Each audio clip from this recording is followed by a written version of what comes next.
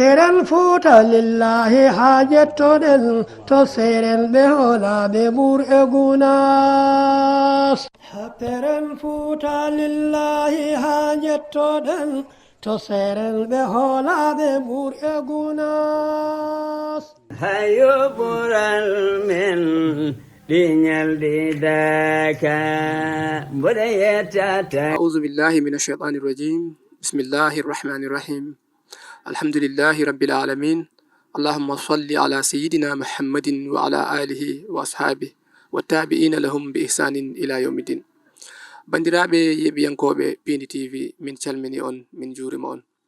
Ha joni min garti kadi e hollude on alhaaliji dakaɗi yewtere meɗen biyetendi garɗo daka. Hono gandirɗon ñande foof ma min jaha yoga e dakaji mawɗi ɗi inchallah. Min gaddana on yewtere yoga e wonɓe toon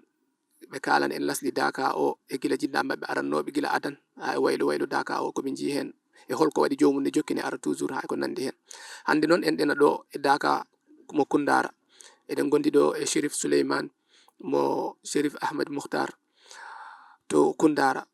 Joni noon en ƴettanmo kanko woni ɗo e mawni ko hono khalifa o kañum e ha e miñiraɓe e ko nandi hen. ƴettanmo kanko o haalan en inchallah alhaali daka o. Ceerno min calminima, min juurimama e caggal muɗum mbiɗen namdo on alhaali daka o. So tawi ko jinnaɗo gorko adino arde ɗo walla kanko ne won gadinoɗomo arde walla ko nandi hen gila nden ha joni daka o yarata ɗo e holno jiruɗon alhaali daka o kadi. Alhamdulillahi rabbil alamin, wassalatu wassalamu ala ashrafil anbiya'i wal mursalin, sayyidina wa habibina wa shafi'ina wa maulana Muhammad wa alihi wa ashabihi ajma'in wa man tabi'ahum fi ihsani al-i'tiqadi wal qawli wal amali ila yawmiddin. Musidɓe julɓe tedduɓe yeɓe yankoɓe oɗo télé, min salmini on salminago l'islam, salminago jokkere enɗam, salminago ngo julɗo salminta julɓe ɗimmoɓe muɗum. woni ɗum ko wigol on assalamu aleykum wa rahmatullahi wa barakatuhu. Min beltanima on kadi eɗen ñaagi Allah subhanahu wa ta'ala yo okku en moƴƴere dañetende e daka o okka en kadi baraji ko woni e mum ko inchallahu ta'ala. Daka Kundara ɗo ko daka ɓoyɗo no fewi, nde wonno wona ɗo daka o fuɗɗori ko lesto sera jama'a ka ko ton woni ko daka o fukkitinano. Ceerno Bachir Thiam radiyallahu ta'ala anhu kanko tuttuno jinnaɗo o daka o wondude e jinnaɗo amen goto no wiya Ceerno Ahmed Ba radiyallahu anhum jami'an. Caggal mum noon ɓaade jama o eɓɓama yeññede on saha min garti ɗo gona ɗo ni. Joni noon daka o wona minen puɗɗi ɗum, yani ko jinnaɗo gorko on Ceerno Ahmed Mukhtar, ko neɗɗo andaɗo e dental ngal no fewi,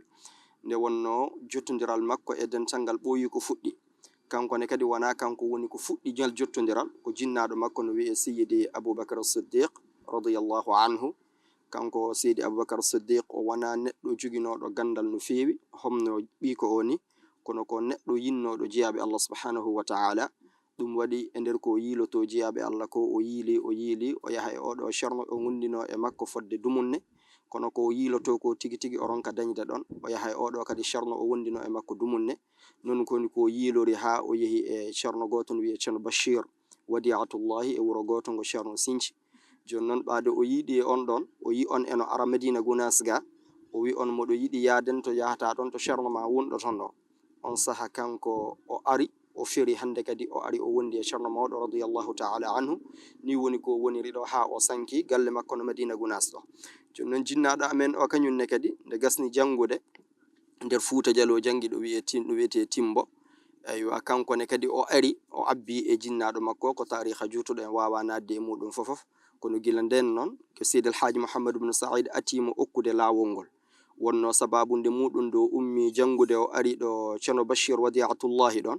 tawi hande kadi o jaggani lawol ngol, kadi gandal Mustawa heɓima no fewi alhamdulillah. Ceerno Bachir Wadi'atullahi tottimo lettre yo addan ɗum ceerno mawɗo, kono hol on ko miijino ko beele omo wawa jottodirde e ceerno mawɗo, sabu omo andi mustawa mo jogi o e thaqafa mo jogi o e fasaha mo jogi o, so daranima dental ngal wodat ɗo nafi dental ngal. Joni noon kanko koye ɓiɓɓe dental ngal woni ko jeeya, kono suwata o succodirde e dental ngal nde wonno ko bangge goɗɗo go woni ko janggoy. Joni noon Ceerno Bachir tottimo lettre yo ar o totta ɗum ceerno mawɗo. ɓaade noon o addi lettre o, kanko ne kadi o windani hoore makko lettre goɗɗo o takkidiri on lettre.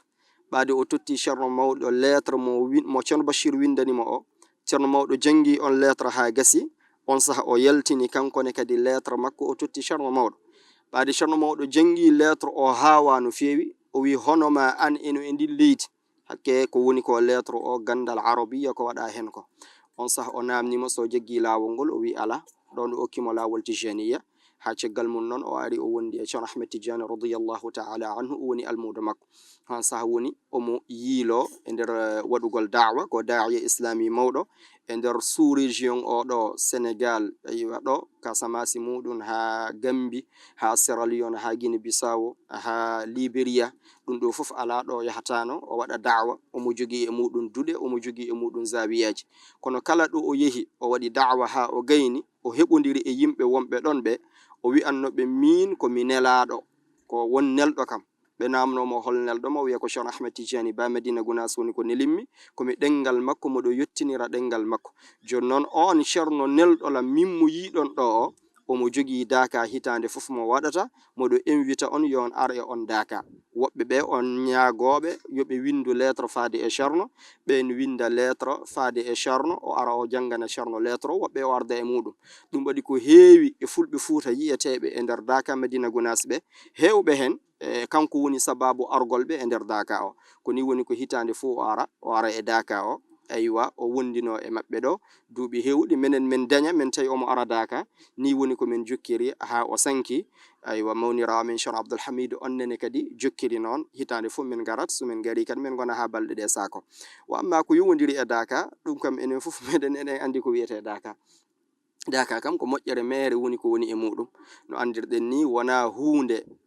nde tawata eno eɓɓanano, ko ala ko moƴƴere Allah subhanahu wa ta'ala tun e dokkal alliyankewal woni ko wiyete daka. no gandirɗen ni ceerno mawɗo radiyallahu anhu o eɓɓano waɗude daka, ala ko almuɓe makko tan aranno remanamo. no gandirɗen qissa o ni wonda e makko e gesa he. joni noon e nder koɓe wondata ko, kamɓe ɓe ari ko wallugol mo, kono kanko o walla ɓe ɓuri ko ɓe ar walludemo ko. nde wonno kamɓe ɓe ari ko walludemo, ligganade mo gesa makko mba, kanko ne kadi o profiti occasion o walli ɓe pour no ɓe andira Allah tabaraka wa ta'ala, eno finde maɓɓe sellira, eno diina maɓɓe ka moƴƴira. joni noon ɓaade ɓe ari ɓe wondi e makko ɗen balɗe ɗe ɓe ballimo ɗon, hande kadi kanko ne kadi o walliɓe e diina maɓɓe he, o walliɓe e finde maɓɓe he, o walliɓe e tijaniyankagal maɓɓe he, ko ɗum addani ɓe rindude wi'a yo ɓe waɗu daka. joni noon sen teskima daka ko woni hen ko, koko nelaɗo sallllahu alayhi wa sallam wi ko, bal sanna sunnatan hasana fa umila biha falahu ajruha wa ajru man amila biha wala yanqusu min ujurihim shay. nelaɗo maki sallllahu alayhi wa sallam mo fuɗɗi ko moƴƴi, hande kadi konko fuɗɗi ko moƴƴi ɗon gollirama caggal makko, haray omo jogui moƴƴere kala ko golla hen, tawa kadi golluɓe ɓe haydara ala ko moƴƴere muɗum ustoto. joni hono nde ɗo ladde, yani ɗo tawata sa ari ɗo caggal balɗe seeɗa a taway hay goto ala ɗo fof ko ladde mere. hono nde ɗo ladde wono ngal ɗo dental fof ara e nokku, tawa kadi ko worɓe meeɓe, debbo hay goto ala hen, suddiɗo hay goto ala hen, ngara tawa ko wi'ete munkar, ko Allah subhanahu wa ta'ala haɗi, ko nelaɗo muɗum sallllahu alayhi wa sallam haɗi, hay hunde ala ko yiyata, wona suddiɗo ɓortiɗo hawrata e muɗum ɗum usta limanagal maɗa ƴeewa ko harmi, wona ɗo musique waɗete hawrata e muɗum ɗum usta limanagal maɗa heɗoɗa ko harmi, wona yani hunde bonde wonde go hawrata e muɗum. ala ɗe balɗe ɗe gonɗa ɗo fofof gonɗa ko e gueɗe ndam, ko ummade yaha juula jama, juulide e dental ngal hono ngal ɗo dental. on saha so ɗum gasi wirdodeɗa wadifa subaka e kikiɗe, ruttoɗa e calima gona e wona e yamirore nde ceerno yamiri nde. holko woni yamirore nde ceerno yamiri nde? ko salatu ala nabiyi sallllahu alayhi wa sallam e qira'atul qur'ani, kañum masi e jangude ahzabuji goɗɗi goo ɗi tawata eɗen andi. joni noon so tawi woni oɗo daka hono ɗum ɗo, a tawata ko gollal Allahu yankewal subhanahu wa ta'ala, kanko tan woni ko waɗi ɗo ko wi'ete moƴƴere to banggue dina ka fof eno heɓoɗo. nde wonno ko ɓuri himmude ko wonde julɓe ɓe ɓe jiidirat, ɓe gowodira, ɓe andodira, ɓe wallodira, aywa kadi ɓe elto e yaade juula jama. eɗen andi nelaɗo sallllahu alayhi wa sallam no wi salatu ljamaati afdalu min salati lfardi bi 27 daraja. O wi juulugol e dental eno ɓuri juulugol neɗɗo goto fodde nogas e jeɗɗi daraja. siko ka wuro ma woni ko wonɗa aɗa wawi amuder kono ɗo kam sa ari a yi hono ngal ɗo dental goto foof si waktu yoni hayya ala lsola hayya ala lfalah salligoto kisan yaha hay so tawi woni kam an a alano pellital walla alano cembe walla alano cuucal hono ko yi'ata musidɓe ɗimmoɓe maɓe kan no yaha ɗum wurtinat ɓernde ma nde annene kadi immoɗa yaha juula e dental. hande kadi so tawi woni a juuli e dental ara e oɗo kadi nokku an wowunoɗo wonde e nder suudu eno wawi wandu climatiseur wowunoɗo walade e dow danki 4 place wowunoɗo ñamude ko wela yara ko wela waloɗo wela wonira no welira ngara ɗo neha fittandu ma ndu wona e les ɗiɗo caaliji ji'a neɗɗo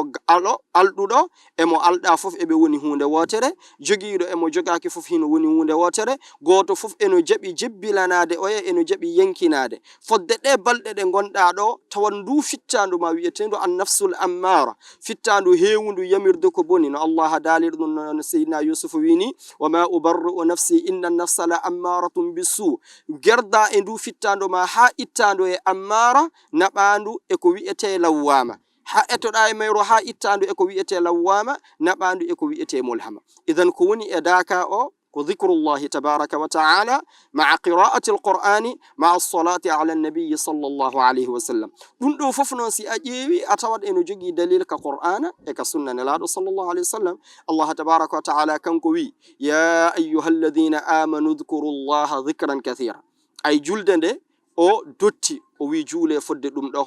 korka ka kadi o wi e nder hitande nde ko lewru wotoru hajju kadi e nder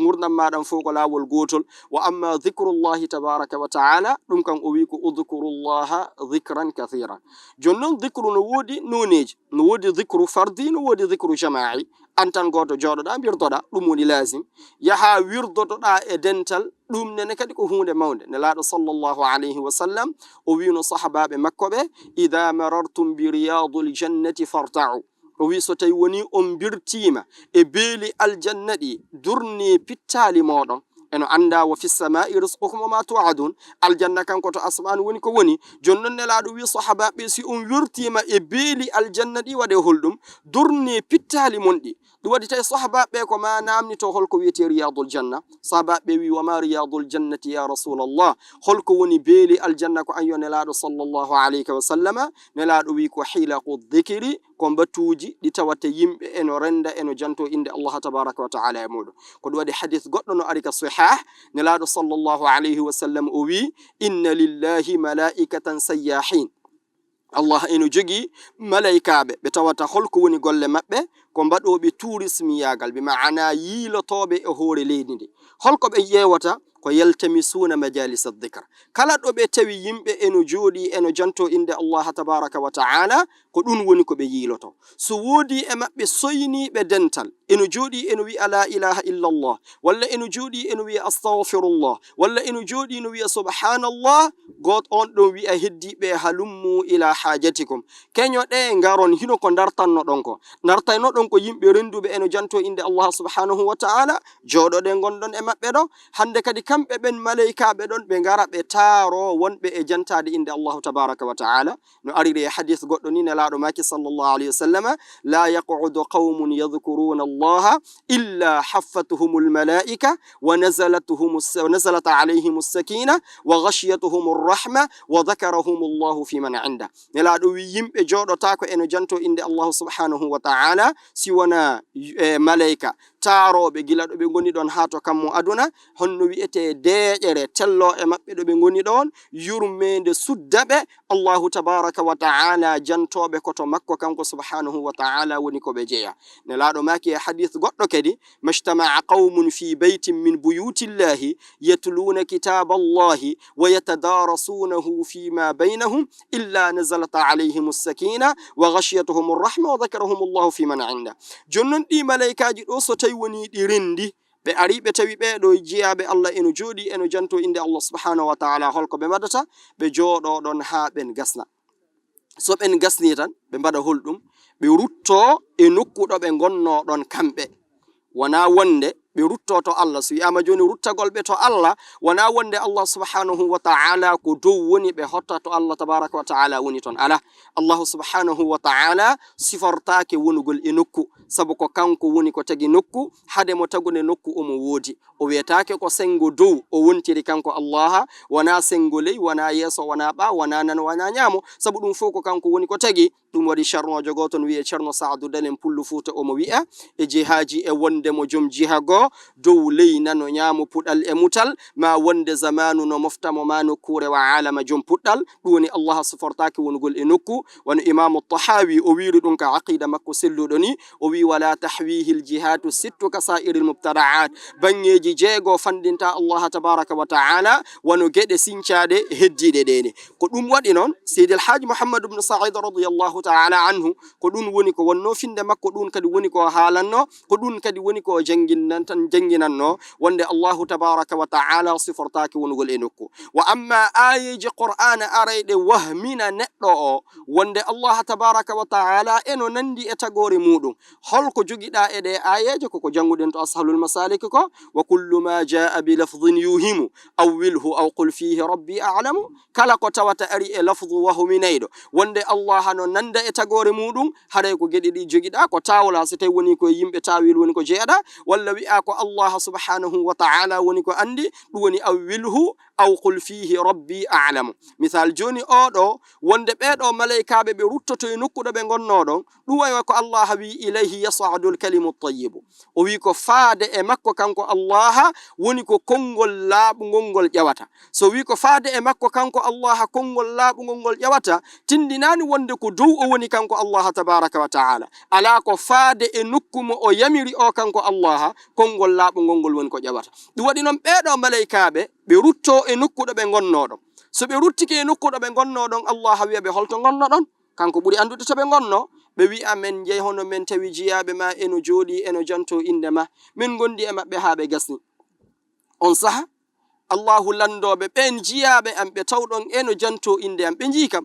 malaika ɓe wiya ala ɓe yiyanima. Allah wiya i so ɓe yino kam noon, malaika wiya so ɓe yinoma ɓe jantotono inde ma ɓuri ko ɓe woni e jantade ɗon ko. Allah subhanahu wa ta'ala wiya ihi holko nanɗon ɓen jiyaɓe an eno ñaago kam ɓaawo ɓe gasni jantade inde am. malaika ɓe wiya men nani ko ɓe ñaago ma ko aljanna ma o. Ceerno Sirajo An hafidahu llahu wa ra'a ñande fofof si wadifa gasi ko du'a o goto woni ko du'oto silsila. holko woni e silsila o? wahshurna ma'ahum fi zumrati al-awliya'i ma'a an-nabiyyi al-mustafa Muhammadin sallallahu alayhi wa sallam fi dari alliyin. ko ñaagagol Allah ɓeɗo seeremɓe amen ɓe fof maɓɓe min ñaagima wattudu men e maɓɓe wondude e nelaɗo sallallahu alayhi wa sallama fi dari alliyina to galle aljanna maɗa. idan si ɓe nde ɓe gasni wirdade men nani ɓe ñaago ya okkuɓe ko aljanna ma o. Allah wiya joni noon on aljanna ɓe yimo, malaika wiya ɓe yiyanimo. Allah wiya so ɓe yinomo noon, malaika wiya so ɓe yino ɓe ñaagotomo ɓuri ko ɓe woni e ñaagade. Allah wiya holko nanɗon eɓe ñaago yomi moluɓe woni yomi danduɓe.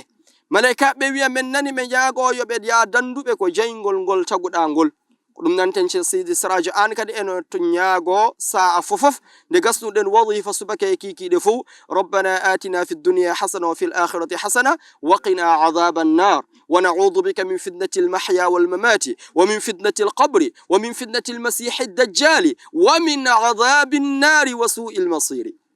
ɗum ɗo no jeeya e du'a mo du'oto kanko Ceerno Sirajo An ñande fof nde wadifa gasi e daka o fof omo ñaago yo Allah okku en enen jantiɓe inde Allah ɓe aljanna, yo Allahu tabaraka wa ta'ala dandu en jeygol. ayno malaikaɓe ɓe wiiri e hadith oni ɓeɗo ɓe woni ko e jantade inde ma, ɓe ñaagoma aljanna ma, ɓe ñaagoma ya danduɓe jeygol ma, ko ɗum woni ko wonɗen e ñaagade. holko sakkitori e hadith o? Allah wiya mi seedini on onon malaikaɓe ɓeɗo ɓen ɗon fofof mi yaafi maɓɓe. yo Allah yaafo en. on saha malaika goto heɓɓito wiya Allah wonde arnoɓe ɗon ɓen kañum wona jantade inde Allah, ari ko journaliste ɓe tan eno arno eno filma, bakkatuji mum eno heewi. woɓɓe ɓe arno kono joguino tan ko caméraman ɓe ko nandi hen, ɓen kañum wona wirdudari ɗum ko filmude wirdotoɓe tan, jantaki inde Allah hande jantaki inde Allah janggo. Allah subhanahu wa ta'ala wi awalahu ghafartu. ay hay caméraman jo arɗo filmugol o mo ala wirdade o, ay hay hanno radio a jogiiɗo radio mum mo ala jantade inde Allah o ay arɗo tawi ko yeeyugol addi ɗum mo ala jantade inde Allah kono ari o tawama e batuɗo jantete inde Allah ɗo Allah wiya hay on mi yaafike mo sabu hum qawmun la yushqa jalisuhum ɓen ko yimɓe kala jodduɗo e maɓɓe malkisatake oɗo hadith tan yoninima ko famnama wonde daka ko hunde mawde kala ɗo Allah jantete ko hunde nde tawata ko mawde tawti noon hadithaji heewude arɗi hen no jeeya hen hadith mo mi nananno jinnaɗo mawlana cheikh muhtar radiyallahu anhu mo haala mi timminira ɗum yewtere nde omo wi'anno nelaɗo sallallahu alayhi wa sallam eno wi'a o wi kanko on hadith o yii nokkeli heewuɗi ɗo wadde mutabaqa kono no jeeya e ko ɓuri waddude mutabaqa ɓe yimɓe rendoɓe ɗo janto inde Allah to dakaɗo e nokkuɗo ɓe rendata fofof holko woni hadith o nelaɗo wi sallallahu alayhi wa sallama an yamini rrahmani wa kilta yadayhi yaminun no e bange ñaamo Allah tabaraka wa ta'ala bangeji makko ɗi fof ko ñaamo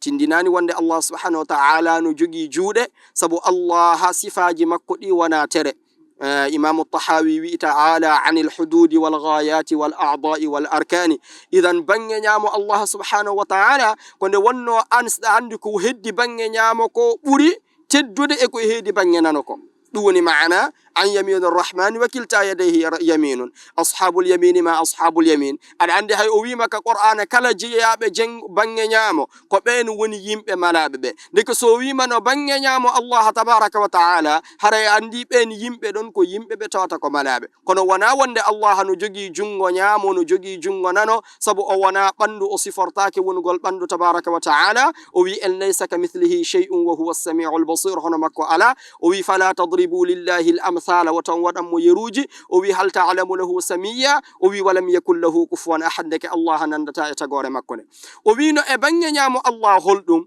رجال وربه داكا كايكو وربه تنوني كو أرتهن وانا رجال وربه بيدو ليسوا بأنبياء ولا شهداء بنغنا النبابه بنغنا ينبه شهيد قنونون يغبطهم الأنبياء والشهداء